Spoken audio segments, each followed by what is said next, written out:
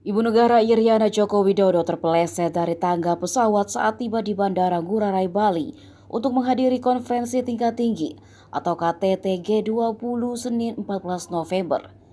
Dilansir dari YouTube Kompas TV, mulanya Presiden Joko Widodo menggandeng tangan Iriana ketika menuruni tangga pesawat.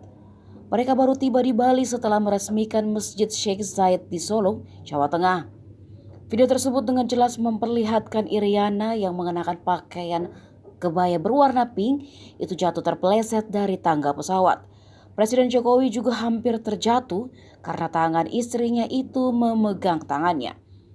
Seorang petugas berpakaian batik berwarna coklat langsung berjalan menaiki tangga pesawat untuk membantu Iriana.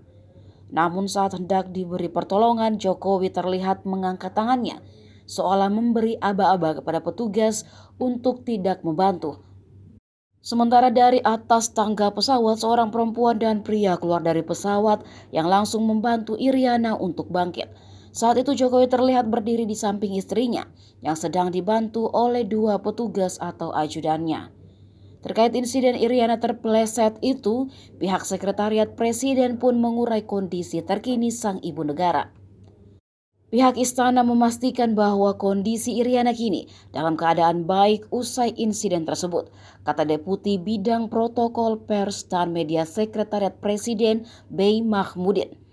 Insiden tersebut tidak mengganggu kegiatan atau agenda yang akan diikuti oleh Iriana Jokowi.